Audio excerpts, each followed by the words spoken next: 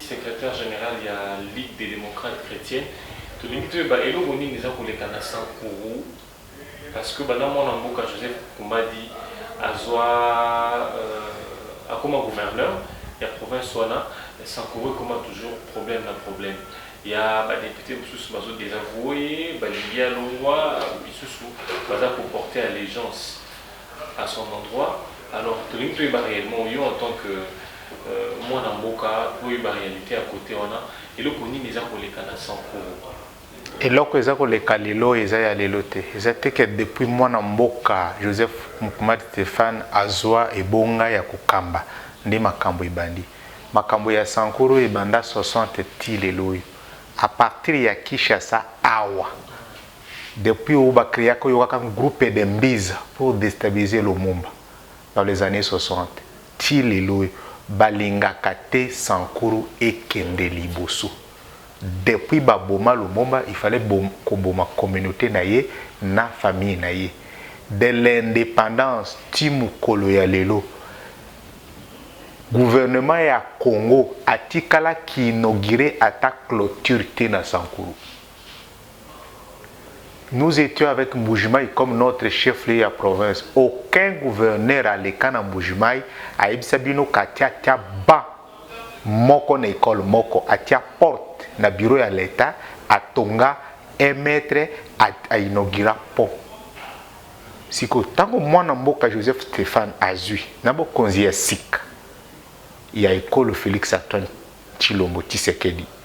Bandi koyana ba investisseur balobi non il faut récompenser communauté à Lumumba. Bato bakambaka kaka bazalaka à tout le temps bazalaka à la fois Sankourois et comme non Sankourois bakeli susu na liboke wana ya makambo nyonso ya kobebisa parti ya Kinshasa. Oyebi ke tango zoyoka munu oyo ezate makambo ya Stéphane te. Délégation à Banque mondiale ba komi na Lusambo pour bazwa 6 projets pilotes. D'ici mars, c'est lancé en gros pour le développement de Sankuru à l'intégralité. Tindeli bango mbongo à partir de Kinshasa pour créer crise pour la Banque mondiale à investir. Il n'y a rien avec Joseph Stéphane, il n'y a rien. C'est quelque chose qui se monte ici à Kinshasa pour déstabiliser l'avenir de Sankuru. Il y a un biso la parti politique. Il y a des chrétiens et il y a des démocrates. Tous à réveiller sans courage, c'est si qu'a vendu et là qu'ils retard ou absence, il y a une autorité na plénière ou na convocation, dans aucune loi en beau cannabis et le bas d'émission. À ça la Congo de facto de sa volonté. Ce qui n'est pas prévu par la loi ne peut pas être. Au qu'il n'est jugé dans l'infraction. Comment il y a combien d'infractions? Au cours de situations moto. Alors, tant on lobby que Sankuru est allé qui na chef de Bozaka na Kasai chef de l'école en Mbujimaï mais na bino ba descendre à Lumumba Bozé Belé ba Lambert Mende ba Magui Kiala bazala ki ba ministre mon lobby ata moto moko akina kotia ata fenêtre te ata ban école te aux assure naza koloba na Sankuru baza kolandanga. Si quelqu'un ya Sankuru asi a mona mokonzi ya l'état inaugura eloko aya pesa ye micro mokonzi ya l'état kendo tala yo mona image ya chef lieu ya Lusambo uza tuna moto na moto atindela image ya territoire na ye ya ba bâtiment ezate ke moto ye kotonga ndako ya ye ko vendre atongi hôtel na ye. C'est pas ça l'État. L'État, il n'y a pas un seul stade de l'État. Attends, Nzela to école. Comment on a la mère minda tonga école kunate? École au kuti école ya manzanza ya sima ba protestant na ba catholique. École ya l'État etikala ka oyo ba application ba tonga avant indépendance. Soko yoki école ya l'État ba na vanda kana babele. Et l'autre sikoyo soki mwana mboka atelemi asala misala ke tozana droit pe mokonzi ya mboka lobi batata ba école. Il faut Sankuru, l'État congolais a passé le droit à récupérer le retard. Donc on doit investir maintenant au Sankuru. Comme Matata vient d'investir au Mayam parce que Mayam aussi était en retard. Depuis qu'Abima na Kivu, Basale est l'autre côté. Bisso depuis l'indépendance, Moutasale est l'autre côté Sankuru azate. Si koyo, moi na mboka yena ba projet à même, mutima mabe kaka yango ya moi na Sankuru azana droit ya fait tété, azaka na droit ya. Moi na mboka Antoine, Moutasale est l'autre azate to eza comment dire? Le cause n'a pas penchant envers Joseph Mukuma d'Indez Olobisor bon parce que tu as n'a pas grande tête le roi là-bas chez Kitundu ba Lambert Mende na bandela na ba Magikiala au Bazali bana terroir Magikiala oui dans la ministre de la jeunesse l'initiation à la citoyenneté tout naie à où tous la paix candidat député à l'écart député na jeunesse à Sankuru à Salaka Rwani. Tous en équipe ya football et ya jeunesse loisir zéro na koyena kitire art jeunesse à Sankuru est effacé, rien n'existait et rien ne s'est fait jusque là à Salinine. Lambert Mende ministre de la communication et des médias yebsanga chaîne à télévision à Sankuru, zéro chaîne de télévision, toute une province zéro chaîne de télévision. Et station moko batia ki RTNC na lodge na ba territoire musus chaque député se débris. Dans la communication, connexion internet, il a été avec Metasalt et les autres. Qu'est-ce qu'on a? On a eu notre Andekonabiso à Outo Longa, Emery Okunji, ministre ya PTNT. Le territoire n'a eu tout l'ensemble de son territoire internet et les Kakate, les Loyo. Tout. Qu'est-ce qu'ils ont fait? Mais dis-moi, allo, Bengi Motona Vodacom aux yeux na Sankuru. Il y a qu'à flatter Vodacom. C'est une entreprise, c'est une société qui s'espace. Est-ce qu'ils ont l'État? C'est un entrepreneur qui a installé une boutique de commerce. Donc, les politiciens qui ont été Vodacom, RTL, ils commission commission d'éclaireur. Donc, il n'y a rien à faire. Yebi Sanga, Ponini Babongisi, aéroport, Wapi Batonga. Les gens se dépris. Une province sans compagnie aérienne.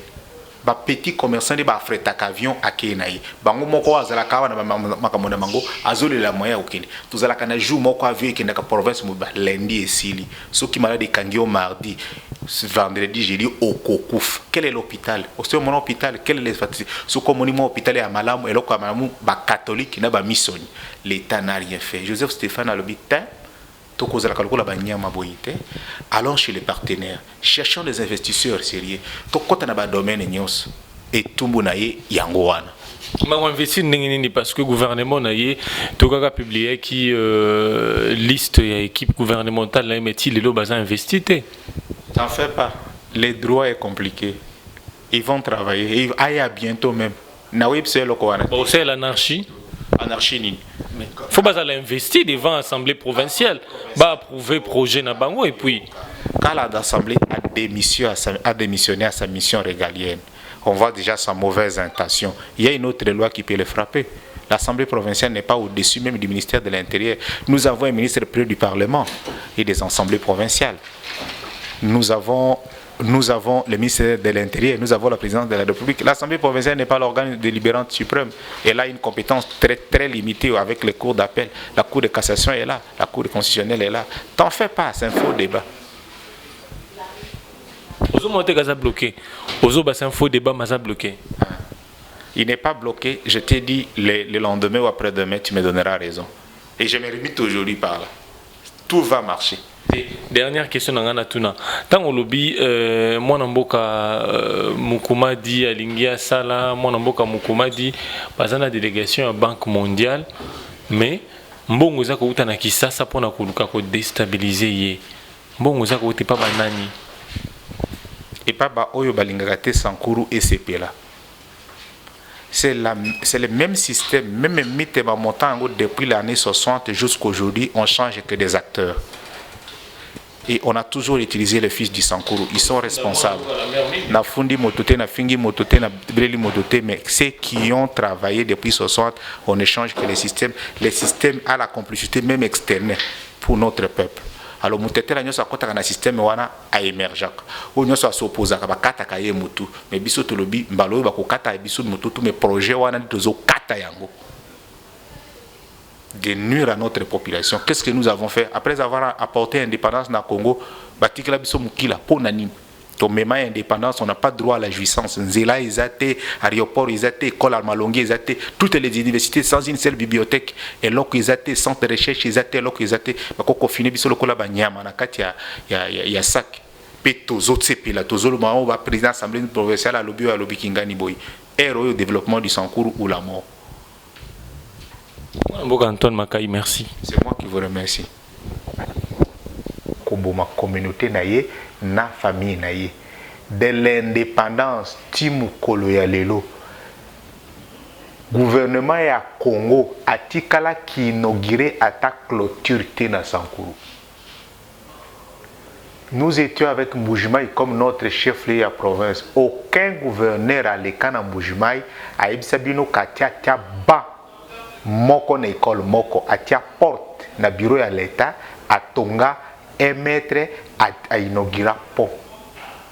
Siko tango mwana mboka Joseph Stéphane azui na bo konzi ya sika ya école Félix Antoine Tshilombo Tshisekedi babandi koyana ba investisseur balobi non il faut récompenser communauté ya Lumumba bato bakambaka kaka bazalaka à tout le temps bazalaka à la fois sankourois et comme non sankourois bakeli susu na liboke wana ya makambo nyonso ya kobebisa parti ya Kinshasa oyebi ke tango zoyoka ngunu oyo ezate makambo ya Stéphane te délégation à Banque mondiale ba komi na Lusambo pour bazwa 6 projets pilotes d'ici mars ba lancer yango pour le développement ya Sankuru à l'intégralité ba tindeli bango mbongo à partir ya Kinshasa bo créer crise pour Banque mondiale à investir te.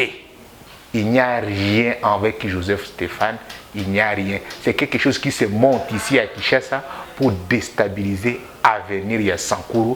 Il y a un biso la parti politique. Il y a des chrétiens et il y a des démocrates. Tout ça qu'on réveille Sankuru, c'est si qu'a vendu et l'autre exact.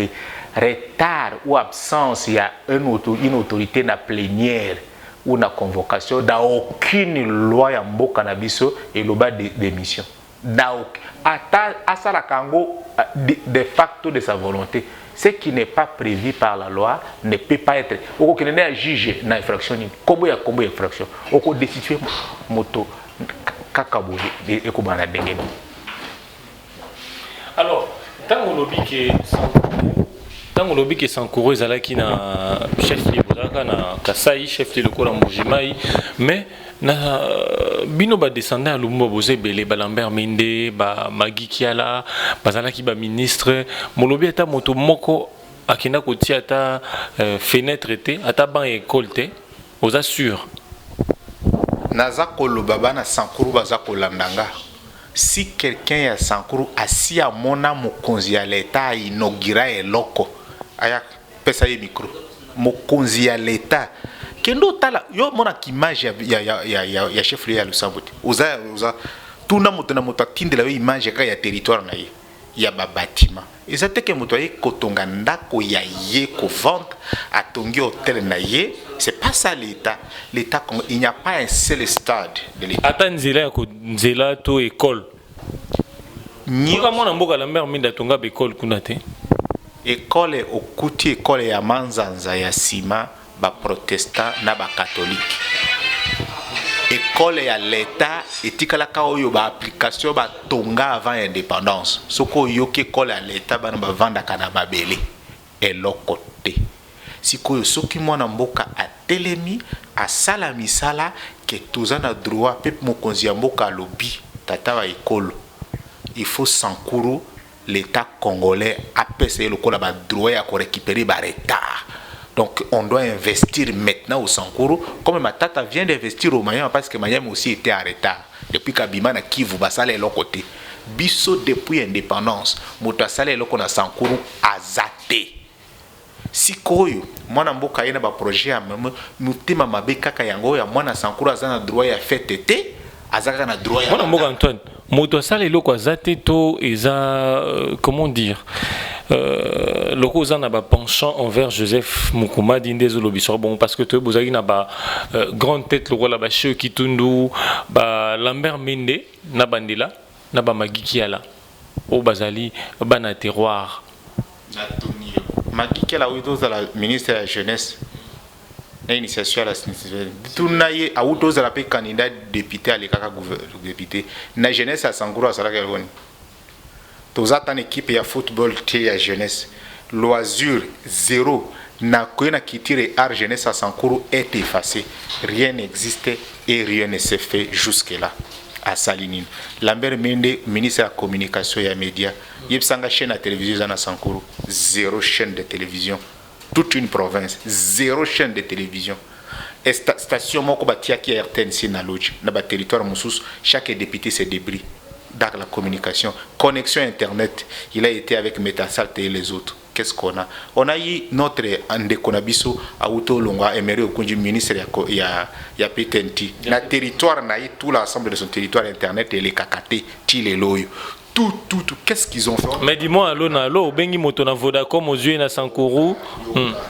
Il y a qu'à flatter Vodacom. Si une entreprise, si une société qui s'espace, est-ce qu'ils ont l'État? Quand on a dit que Vodacom na yoki RTL, RTL ils ont ils ont l'État congolais.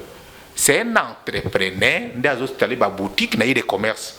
Donc, les politiciens qui ont été Vodacom, RTL, ils ont une commission, une commission d'éclaireur. Donc, il n'y a rien à faire. Yebi Sanga, Poni ni Babongisi, aéroport, Wapi Batonga. Les gens se dépriment. Une province, c'est sa compagnie aérienne.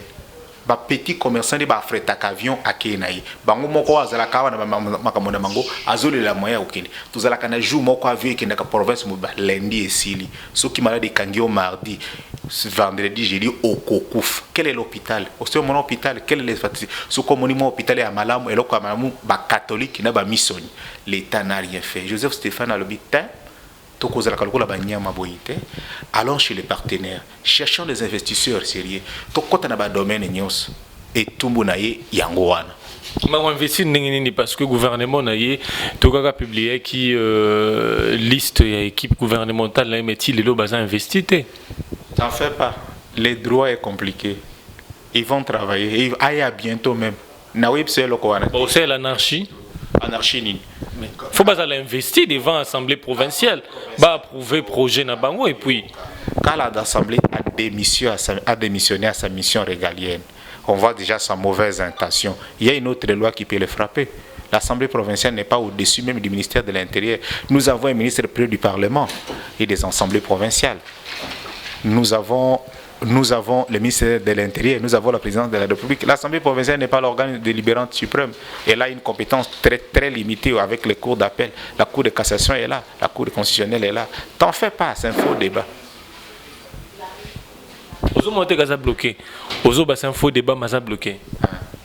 Il n'est pas bloqué. Je t'ai dit le lendemain ou après-demain, tu me donneras raison. Et je me limite aujourd'hui par là. Tout va marcher. Dernière question dans Tuna. Tant au lobby, moi Namboka Mukumadi Alingia Sala, moi Namboka Mukumadi, bazana délégation à Banque mondiale, mais mbongo zako utana kisasa pona kuluka ko déstabiliser ye. Mbongo zako uti pas banani. Et pas ba oyo balingakate Sankuru et CP là. C'est le même système, même mythe montant depuis l'année 60 jusqu'à aujourd'hui, on change que des acteurs. Et on a toujours utilisé les fils du Sankuru. Ils sont responsables. Na fundi mototé, na fingi mototé, na breli mototé, mais ceux qui ont travaillé depuis 60, on échange que les systèmes à la complicité même externe pour notre peuple. Alors mutete la nyoso akota na système wana a émerger. O nyoso asopoza ka bakata ka ye mutu, mais biso tolobi mbalo ba ko kata biso mutu mais projet wana tozo kata yango. De nuire à notre population. Qu'est-ce que nous avons fait après avoir apporté l'indépendance dans le Congo? Batikela biso mukila pour nani. To mema indépendance, on n'a pas droit à la jouissance. Nzela izate, aéroport izate, école Almalongi izate, toutes les universités sans une seule bibliothèque. Et loko izate, centre de recherche izate, loko izate. Bakoko fini biso lokola banyama na kati ya sac. Pe tozo tsepela, tozo le mao ba président assemblée provinciale à lobby kingani boy. Héros au développement du Sankuru ou la mort. Mboka Antoine Makai, merci. C'est moi qui vous remercie.